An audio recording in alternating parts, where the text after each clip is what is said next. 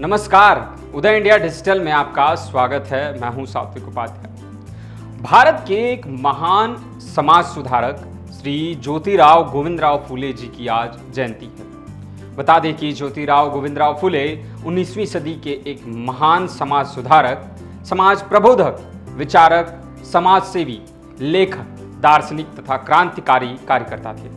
उन्होंने अपना पूरा जीवन नारियों को शिक्षा का अधिकार दिलाने, बाल विवाह पर रोक लगवाने हेतु समर्पित कर दिया। महात्मा फुले जी ने देश से छुआछूत खत्म करने और समाज को सशक्त बनाने की दिशा में अहम भूमिका निभाई। उन्होंने समाज को कुरीतियों से मुक्त कराने, बालिकाओं को शिक्षा से जोड़ने का कार्य किया। उन्होंने किसानों और मजदूरों के हकों के लिए भी संगठित प्रयास किए। ज्योतिबा फुले जी ने अनेकों की जिंदगी में एक नई रोशनी प्रदान की।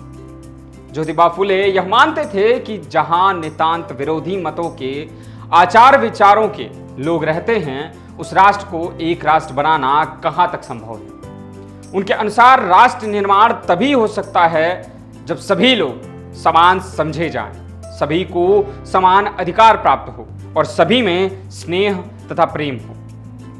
बता दें कि ज्योतिबा गोविंदराव फुले जी शिक्षा और सामाजिक सुधार के माध्यम से दलित उत्थान के लिए हमेशा हमारे दिलों में रहेंगे।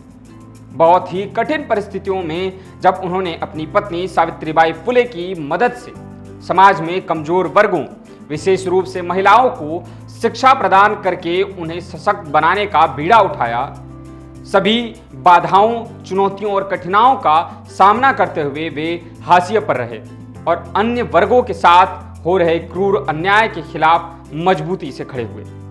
एक विशाल व्यक्तित्व महात्मा फुले ने सामाजिक न्याय, समानता और महिला सशक्तिकरण के लिए शिक्षा रूपी सबसे शक्तिशाली उपकरण को इस्तेमाल किया और गरीब, वंचित, पिछड़े व दलितों की आशा की किरण बने। महिलाओं व पिछड़े और अछूतों के उत्थान के लिए इन्होंने अनेक कार्य किए। समाज के सभी वर्गों को शिक्षा प्रदान करने के ये प्रबल समर्थक थे। वे भारतीय समाज में प्रचलित जाति व आधारित विभाजन और भेदभाव के विरुद्ध थे। महात्मा ज्योतिबा फुले का जन्म 1827 ईस्वी में पुणे में हुआ था।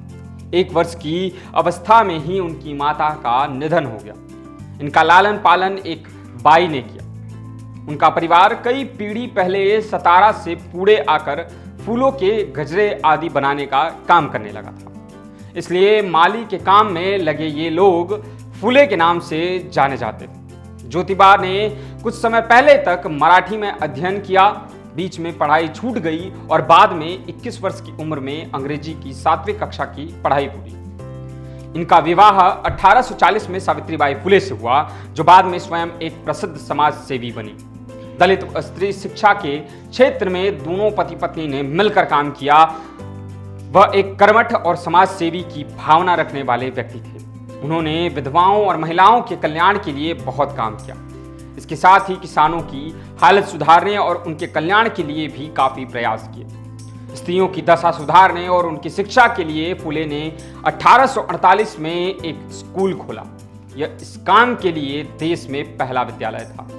लड़कियों को पढ़ाने के लिए अध्यापिका नहीं मिली तो उन्होंने कुछ दिन स्वयं यह काम करके अपनी पत्नी सावित्रीबाई फुले को इस योग्य बना दिया कि वो इन स्त्रियों को पढ़ा सके। निर्धन तथा निर्बल वर्ग को न्याय दिलाने के लिए ज्योतिबा ने सत्यशोधक समाज 1873 में स्थापित की। उनकी समाज सेवा देखकर 1888 में ईस्वी में मुंबई की एक विशाल सभा में उन्हें महात्मा की उपाधि दी गई, जिसके बाद से ज्योतिबा फुले महात्मा ज्योतिबा फुले के नाम से जाने लगे। बता दें कि महात्मा की उपाधि मिलने के 2 साल बाद 26 नवंबर को उनका देहावसान हो गया। महात्मा जी के देहांत के बाद भी उनकी प्रथा और उनका विचार जिंदा रहे और लगातार चले आ रहे हैं। ऐसे महापुरुष की जयंती पर उदय इंडिया की तरफ से उन्हें श्रद्धांजलि व नमन। धन्यवाद।